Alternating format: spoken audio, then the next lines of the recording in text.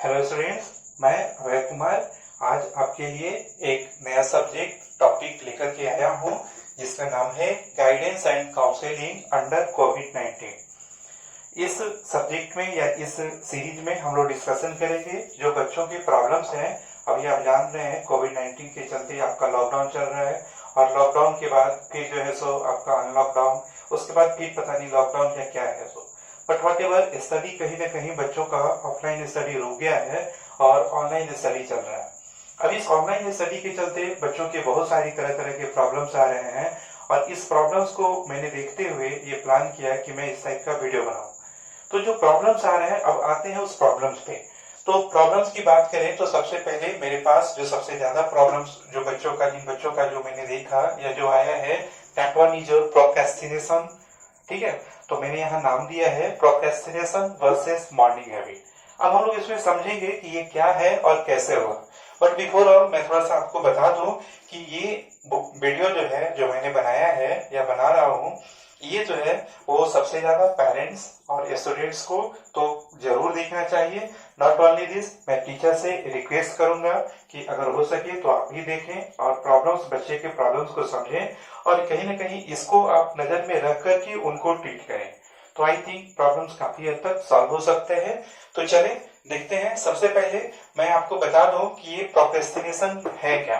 तो प्रोक्रेस्टिनेशन की बात करेंगे तो ये जो है एक वर्ड है, इसका मतलब होता है हिंदी में अगर बात करें तो इसका मीनिंग है टालना। मतलब जो हम लोग काम को टालते हैं। तो ये कैसे होता है बच्चों की अगर बात करें तो बच्चे जैसे क्या करते हैं कि सबसे पहले मॉर्निंग में सो के उठे तो उनको लगा कि काम करते हैं, पहले फ्रेश हो लेते हैं, ब्रश कर लेते हैं, नहा लेते हैं, नाश्ता कर लेते हैं, उसके बाद जो है सो पढ़ने बैठेंगे।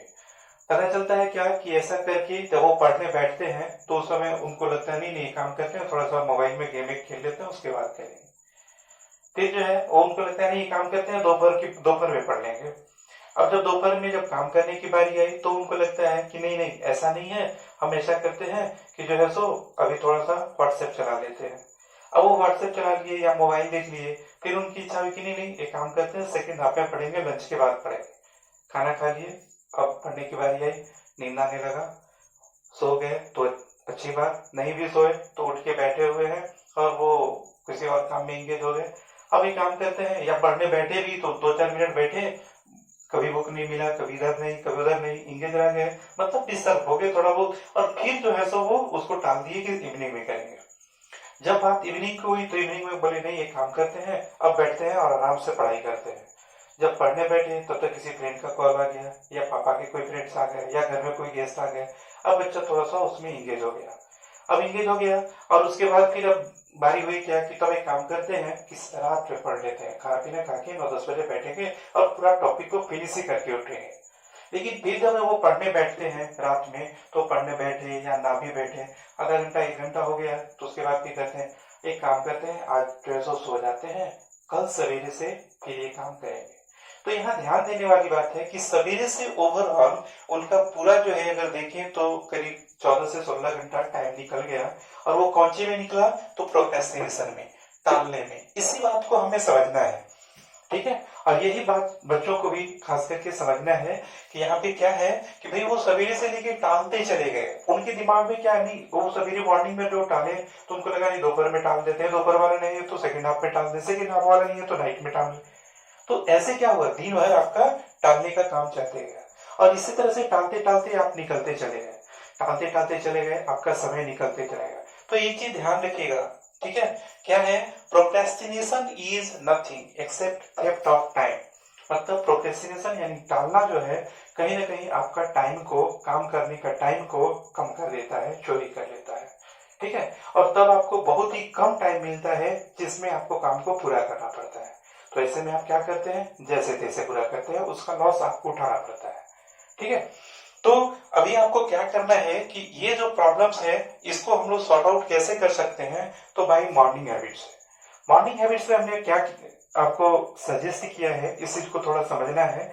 जैसे सवेरे उठे जैसे कि आप नॉर्मली क्या कर रहे थे, प्रोक्रेस्टिनेशन कर रहे थे।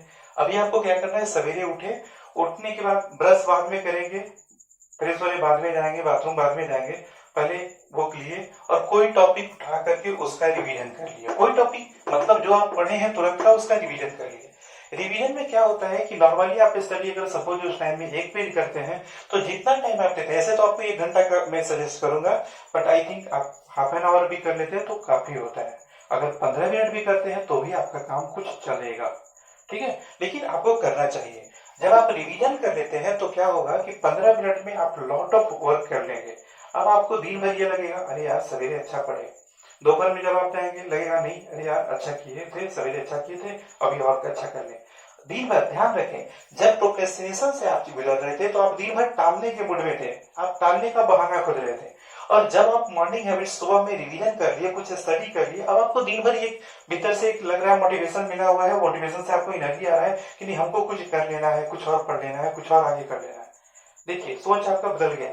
मॉर्निंग में आप पढ़े, दोपहर में आपको फिर से मन हो रहा है, शाम में भी थोड़ा मन हो रहा है, मतलब दिन भर आपका ऐसे चल रहा है। और अगर मान लेते हैं कि इस तरह से चलते रहा तो धीरे धीरे धीरे धीरे आप लाइन पे आ जाएंगे।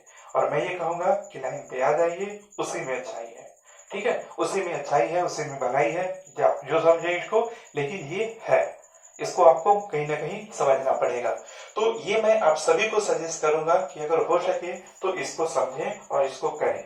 बिकॉज यदि अगर आप प्रोक्रेस्टिनेशन की हैबिचुअल हो चुके हैं और अगर उसको आप कर रहे हैं तो याद रखिएगा, एक सेंटेंस किसी ने कहा है, बहुत अच्छा कहा है, from time to time stop, from time to time stop and ask yourself what are you doing and what is your aim, ठीक है, and if possible then correlate between them.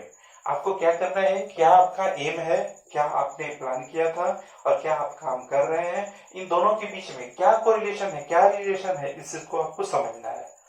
अगर मान लेते हैं कि उसको ये नहीं, बड़ा सा आपका टारगेट है, उसको छोटे छोटे में डिवाइड करके अगर आप उसको अचीव नहीं कर पा रहे हैं तो कैसे बड़ा सा टारगेट आपका पूरा होगा।